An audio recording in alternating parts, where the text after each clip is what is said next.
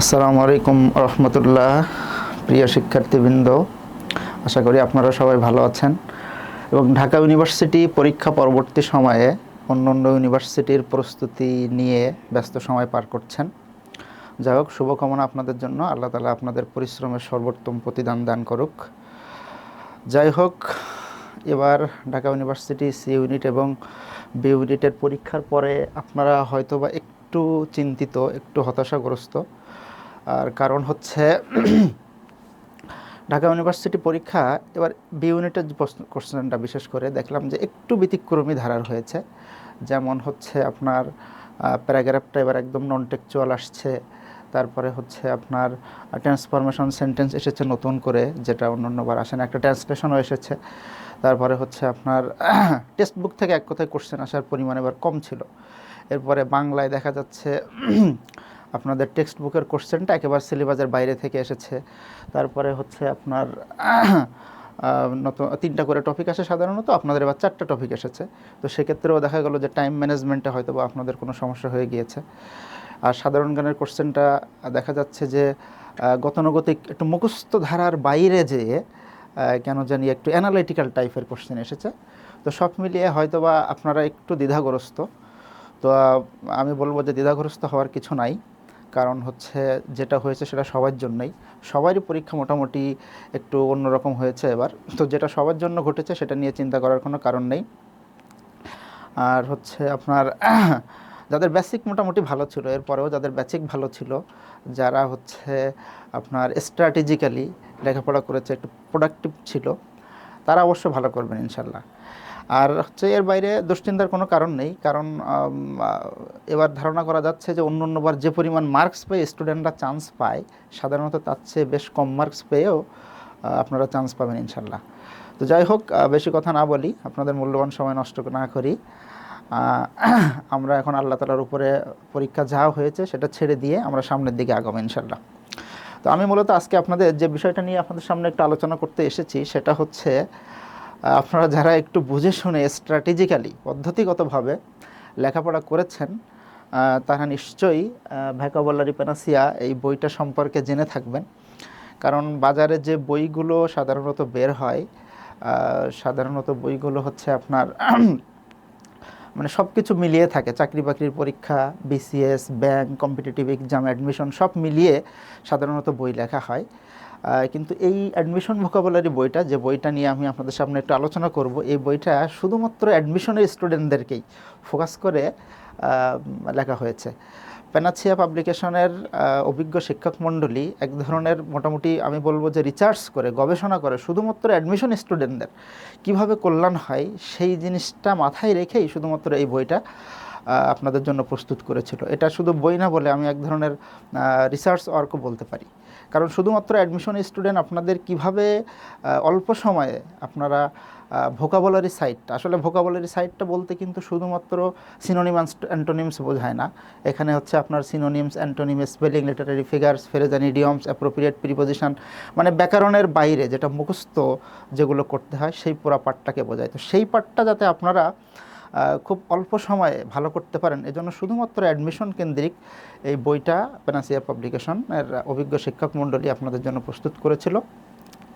তো তাদের সেই পরিশ্রম আসলে কতটুকু কাজ দিয়েছে আমি সেটা নিয়ে আপনাদের সামনে একটু আলোচনা করব। আপনাদের একটু দেখাতে চাই যে ঢাকা ইউনিভার্সিটির বি ইউনিট এবং সি ইউনিট, যে দুইটা ইউনিটে পরীক্ষা হয়েছে, এই দুইটা ইউনিটের পরীক্ষায় অ্যাডমিশন ভোকাবুলারি যে বইটা সেটা থেকে আসলে কতটুকু কমন এসেছে এবং আপনাদের কতটুকু উপকার করতে পেরেছে তারা, শুধু আমি সেটুকু আপনাদের সামনে একটু তুলে ধরব। আমরা এদিকে একটু খেয়াল করি। আমরা দেখি যে ঢাকা ইউনিভার্সিটির বি ইউনিটের কোশ্চেনটা আমরা একটু দেখি। বি ইউনিটে সাধারণত আমরা জানি যে বি ইউনিটে 15টা করে কোশ্চেন আসে ইংলিশে। এর ভিতরে 7টা বা 8টার মতো গ্রামার আসে এবং বাকিগুলো যে মুখস্থ টাইপের যেগুলো সেগুলো আসে। তো এবারও তার ব্যতিক্রম হয়নি। আপনার ঢাকা ইউনিভার্সিটিতে এবার 15টা কোশ্চেনের ভিতরে 8টা কোশ্চেন ছিল গ্রামার বেসড এবং 7টা কোশ্চেন ছিল এই যে মুখস্থ টাইপের আমি যেগুলো বললাম, synonym, antonyms, spelling, Literary figures, honoured substitution, appropriate preposition, phrase and idioms, এই লেভেলগুলো। তো এগুলোর ভিতর থেকে আমরা দেখলাম যে 8টা কোশ্চেন ঢাকা ইউনিভার্সিটিতে আসছে বি ইউনিটে আপনার ব্যাকরণ বেসড, এবং 7টা কোশ্চেন আসছে এইগুলো টাইপের, মুখস্থ টাইপের এগুলো। তো এর ভিতর থেকে 7টা কোশ্চেনই আলহামদুলিল্লাহ প্যানাসিয়া পাবলিকেশনের অ্যাডমিশন ভোকাবুলারির বই থেকে সরাসরি কমন ছিল। আমি শুধু আপনাদেরকে একটু দেখিয়ে দিব কিভাবে আসলে কোথায় ছিল সেটা। প্রথমত আমরা যদি দেখি যে প্রথম এখানে সিরিয়াল 2 আছে, 2 মানে ব্যাকরণের কোশ্চেনগুলো এখানে স্কিপ করা হয়েছে, এখানে শুধুমাত্র হচ্ছে আপনাদের মুখস্থ কোশ্চেনগুলোই নিয়ে আসা হয়েছে, এবং সিরিয়াল এখানে 1 নম্বরটা হচ্ছে ব্যাকরণের কোশ্চেন ছিল। তো এখানে আমরা একটু খেয়াল করি এখন যে 2 নম্বরে যে কোশ্চেনটা ছিল, she lean dash the all gasping dash breath. এই কোশ্চেনটা হচ্ছে অ্যাপ্রোপ্রিয়েট প্রিপোজিশন টপিক থেকে এসেছে। তো অ্যাপ্রোপ্রিয়েট প্রিপোজিশন একটা আছে এমন যে লিন এগেইনস্ট। লিন এগেইনস্ট মানে হচ্ছে কোনো কিছুতে হেলান দিয়ে দাঁড়ানো, কোনো কিছুতে হেলান দিয়ে দাঁড়ানো। তো এখানে এই সরাসরি কোশ্চেনটা আসছে সে লিন এগেইনস্ট দ্য অল, সে দেয়ালে হেলান দিয়ে দাঁড়িয়েছিল, গ্যাসপিং ফর ব্রেথ মানে শ্বাস নিতে নিতে। আমরা অনেক সময় কোথাও থেকে দৌড় টোড় দিয়ে এসে হাঁপিয়ে যায় না, তো সেই হাঁপাতে হাঁপাতে শ্বাস নিতে নিতে সে দেয়ালে হেলান দিয়ে দাঁড়িয়েছিল।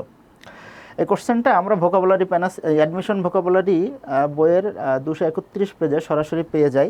আমরা একটু খেয়াল করি এখানে কি ছিল। এখানে কোশ্চেনটা এমন ছিল যে এখানে হয়তো একটু দেখা যাচ্ছে না, আপনারা দেখে নেবেন, এখানে পেজ নাম্বার দেওয়া আছে 231 নম্বর পেজে আপনারা কোশ্চেনটা পেয়ে যাবেন। এখানে সরাসরি এমন ছিল যে Mita is leaning against the all, মানে এখানেও যেমন ছিল কোশ্চেনটা কিন্তু এখানেও ঠিক তেমনই এসেছে, she leaned against the wall, সে দেয়ালের গায়ে হেলান দিয়েছিল। আমাদের এখানেও কিন্তু সেটাই লেখা আছে যে Mita is leaning against the wall, সে দেয়ালে হেলান দিয়েছিল। মূলত কোশ্চেনটা রাজশাহী ইউনিভার্সিটির 23-24 শিক্ষাবর্ষে এসেছিল, সেখান থেকে কোশ্চেনটা সরাসরি রিপিট হয়েছে। তো ভোকাবুলারি প্যানাসিয়া 231 নম্বর পেজে আপনারা কোশ্চেনটা পেয়ে যাবেন, এবং সামনে যে পরীক্ষাগুলো আসছে সে পরীক্ষাগুলোর জন্য এই কোশ্চেনটা কিন্তু আপনাদের অনেক ইম্পর্ট্যান্ট। নেক্সট যদি আমরা যাই, আমরা দেখব যে 4 নম্বরে যে কোশ্চেনটা ছিল, দ্য অ্যান্টোনিম অফ ইমপ্রুডেন্ট। ইমপ্রুডেন্ট মানে কি নিশ্চয়ই আপনারা হয়তো জানেন, কারণ শব্দটা খুবই কমন। ইমপ্রুডেন্ট মানে হচ্ছে অপরিণামদর্শী, যে কোনো চিন্তাভাবনা না করেই কোনো কাজ করে, অবিবেচক যেটাকে বলে, কোনো বিবেচনা না করে যে কাজ করে তাকে সাধারণত ইমপ্রুডেন্ট বলা হয়। এখানে 4টা অপশন আমরা দেখতে পাই। একটা হচ্ছে ইনজুডিসিয়াস, যার মানেও হচ্ছে অপরিণামদর্শী, যে চিন্তাভাবনা না করে কোনো কাজ করে বা কথা বলে। সেকেন্ড অপশনটা হচ্ছে হ্যাসিট্যান্ট। হ্যাসিট্যান্ট মানে হচ্ছে দ্বিধাগ্রস্ত, কি করবে বা কি বলবে সাধারণত ভেবে পায় না, এমন ব্যক্তিদেরকে হ্যাসিট্যান্ট বলা হয়। তারপরে সি নাম্বারটা হচ্ছে অয়েজ মানে হচ্ছে বিজ্ঞ। আর 4 নম্বরটা হচ্ছে রিকলেস মানে হচ্ছে বেপরোয়া।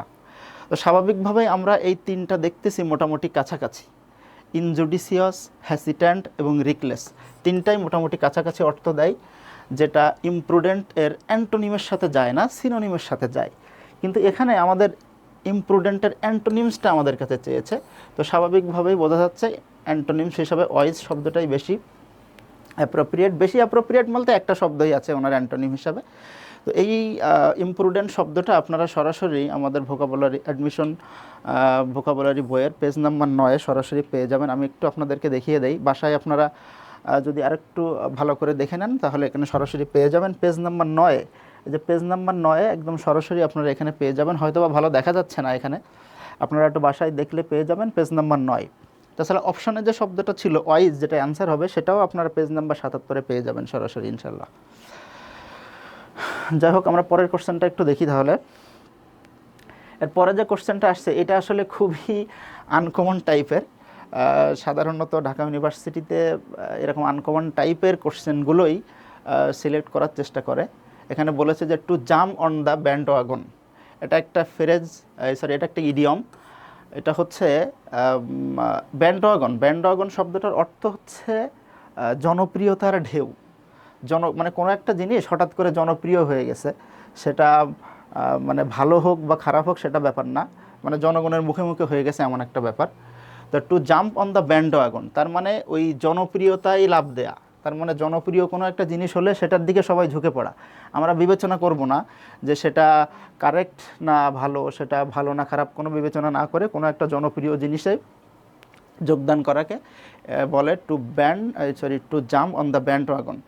তো এখানে 4টা অপশান আছে, আমরা একটু খেয়াল করে দেখব। প্রথমটা হচ্ছে মিস অ্যান অপরচুনিটি, মানে কোনো সুযোগ, একটা সুযোগকে মিস করা। জয়েন সামথিং পপুলার, জনপ্রিয় কোনো কিছুতে যোগদান করা। Return to an earlier time, পূর্বের সময়ে ফিরে যাওয়া। বিকাম ফাইন্যান্সিয়ালি সলভেন্ট, অর্থনৈতিকভাবে স্বাবলম্বী হওয়া। তো খুবই স্বাভাবিক, সরাসরি আমরা দেখতে পাচ্ছি জয়েন সামথিং পপুলার, মানে কোনো জনপ্রিয় কোনো কিছুতে যোগদান করা, যেটা সরাসরি অর্থ দিচ্ছে। তো এটা আনকমন হলেও আলহামদুলিল্লাহ আমাদের অ্যাডমিশন ভোকাবুলারি বইয়ের এটা আনকমন ছিল না। আমাদের অভিজ্ঞ শিক্ষক মণ্ডলী বেশ রিসার্চ করেই শব্দটা বের করেছিল। এখানে আপনারা দেখতে পাবেন পেজ নাম্বার 191। আপনারা একটু মনে রাখবেন পেজ নাম্বার 191, এখানে হয়তো ভালো দেখা যাচ্ছে না। পেজ নাম্বার 191-তে আপনারা সরাসরি পেয়ে যাবেন what does the idiom jump on the bandwagon mean. এখানে 4টা অপশান আছে, 4টা অপশানের মধ্যে বি নাম্বার আছে join a popular activity or trend. তাছাড়া এখানে ব্যাখ্যা করে লিখে দেওয়াও আছে জাম্প অন দ্য ব্যান্ডওয়াগন, মানে হচ্ছে জনপ্রিয় বা চলমান কোনো কার্যকলাপ বা আন্দোলনকে সমর্থন করা।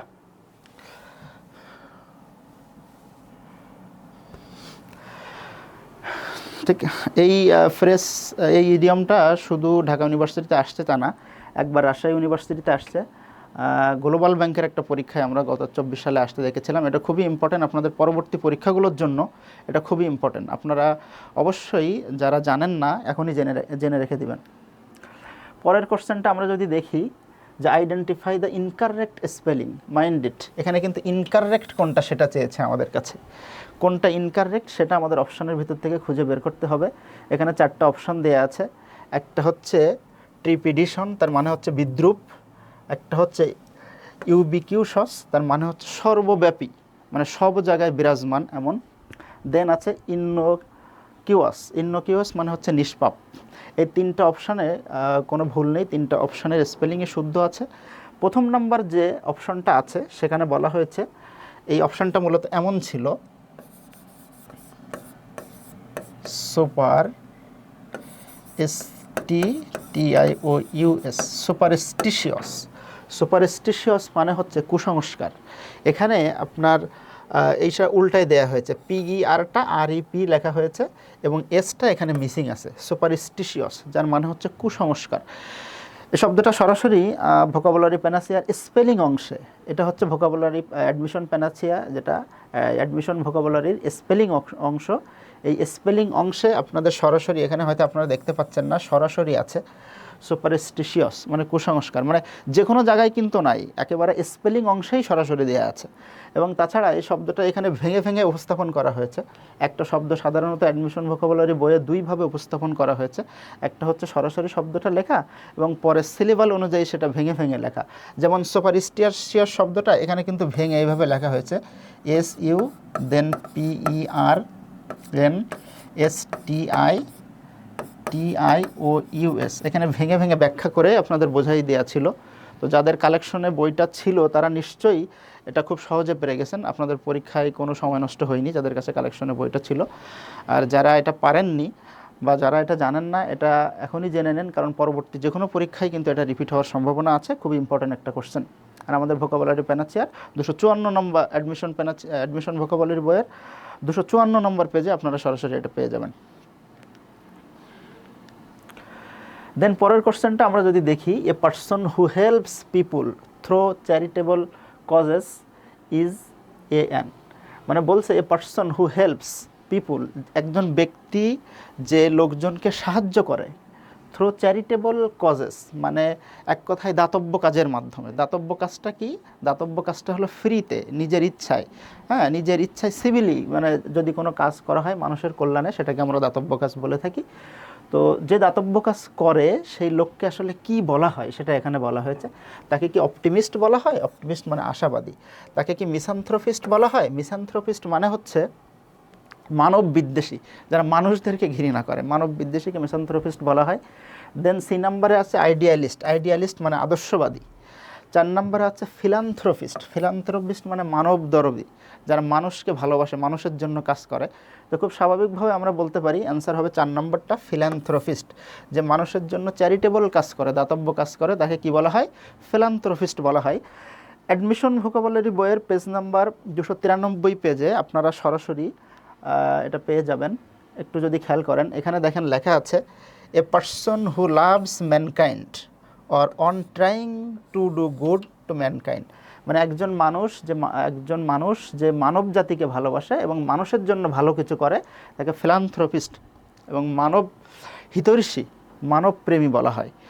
মানে একেবারে শুরুতে অ্যাডমিশন ভোকাবুলারি বইয়ের এই অংশে প্রথম, দ্বিতীয় এবং তৃতীয় নাম্বারটাই আপনারা সরাসরি এখানে দেখতে পাবেন 293 নম্বর পেজে।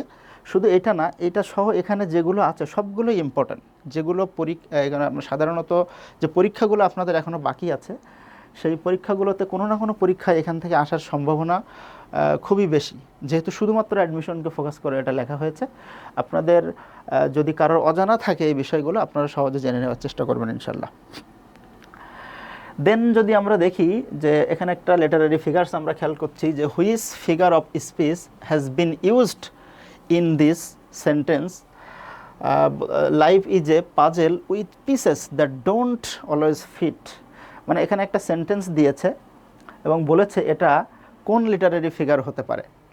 সেন্টেন্সটা হচ্ছে এমন যে লাইফ ইজ এ পাজেল, জীবন হলো একটা ধাঁধা। সরাসরি বলেছে কি জীবন একটা ধাঁধা, উইথ পিচেস, যার অনেকগুলো খণ্ড আছে, মানে পার্ট আছে, জীবনের অনেকগুলো কি আছে, পার্ট আছে, দ্যাট ডোন্ট অলওয়েজ ফিট, যেটা সবসময় একই রকম হয় না।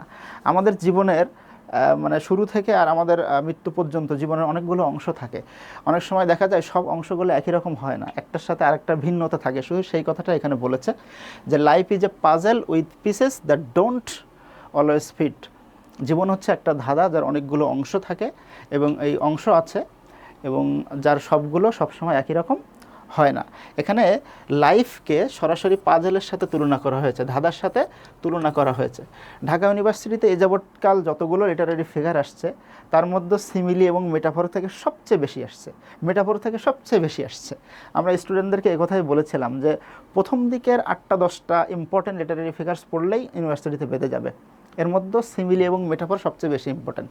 তো এখানে খেয়াল করেন, আমরা মেটাফর বলতে যেটা জানি যে অ্যাজ, লাইক এবং দেন ছাড়া যদি দুইটা অসম বস্তুর মধ্যে তুলনা করা হয় তাহলে সেটাকে আমরা কি বলি, মেটাফর বলি। এবং অ্যাজ, লাইক এবং সিন্স দিয়ে যদি দুইটা বস্তুর মধ্যে তুলনা করা হয় সেটাকে সিমিলি বলি। তো যেহেতু এখানে অ্যাজ লাইক দেন কোনোটাই নেই, তারপরেও লাইফকে পাজেল একটা ধাঁধার সাথে এখানে তুলনা করা হয়েছে। সুতরাং লাইফ ইজ এ পাজেল, যেহেতু অ্যাজ, লাইক এবং দেন ছাড়া তুলনা করা হয়েছে, সুতরাং এটা হচ্ছে একটা মেটাফর। আর মেটাফর সংক্রান্ত আলোচনা অ্যাডমিশন ভোকাবুলারি বইয়ের আমরা দুই জায়গায় পেয়ে যাই। একটা হচ্ছে পেজ নাম্বার 296, এখানে আমরা দেখব যে figure of speech that directly compares two unlike things without using like as, সেটাকে আমরা মেটাফর বলি। তারপরে পেজ নাম্বার 300, সেখানেও আমাদের মেটাফরের আলাদা সুন্দর করে ব্যাখ্যা দেওয়া আছে। একেবারে ঢাকা ইউনিভার্সিটিতে এই কোশ্চেনটা আগেও আসছে, এই কোশ্চেনটা মানে মেটাফর থেকে আসছে, সরাসরি এই কোশ্চেনটা আসে নাই, মেটাফর থেকে ঢাকা ইউনিভার্সিটিতে কোশ্চেন আসছিল হচ্ছে আপনার 24-25 শিক্ষাবর্ষে। এখানে সরাসরি দেখেন আছে identify the figure of speech in she has a heart of gold, এর অ্যান্সার হবে মেটাফর। এখানে মেটাফর সংক্রান্ত সুন্দর ব্যাখ্যা দেওয়া আছে। শুধু তাই না, সিমিলি, আইরনি, পার্সনিফিকেশন সবগুলোর ব্যাখ্যা এখানে সুন্দর করে দেওয়া আছে। নেক্সট কোশ্চেন আমরা যদি দেখি, দ্য সিনোনিম অফ এক্সহাস্টেড, এই একটা মাত্র কোশ্চেন আপনাদের টেক্সট বুক থেকে এসেছে সরাসরি, যে কোশ্চেনটা এক প্রকার রিপিটও ছিল, ঢাকা ইউনিভার্সিটিতে আগেও আসছে। এক্সহাস্টেড মানে, যেহেতু এটা টেক্সট বুক থেকে আসছে আপনাদের জানার কথা, এক্সহাস্টেড মানে হচ্ছে খুবই ক্লান্ত অথবা নিঃশেষিত, কোনো জিনিস শেষ হয়ে গেছে এমন। এখানে রিপ্লেন্ডিস্ট মানে হচ্ছে কোনো জিনিস হচ্ছে পরিপূর্ণ করা। ইনভিগোরেটেড মানে হচ্ছে প্রাণবন্ত, উজ্জীবিত, সতেজ। ডিপ্লিটেড মানে নিঃশেষিত। এনার্জেটিক মানে হচ্ছে শক্তিশালী। তো খুব স্বাভাবিকভাবে এক্সহাস্টেড আমি দুইটা মানে বলেছি, একটা হচ্ছে খুবই ক্লান্ত, একটা হচ্ছে নিঃশেষিত। এখানে নিঃশেষিত যে মানেটা সেটার সাথে সরাসরি ডিপ্লিটেড সামঞ্জস্যপূর্ণ, সুতরাং এটা হচ্ছে অ্যান্সার।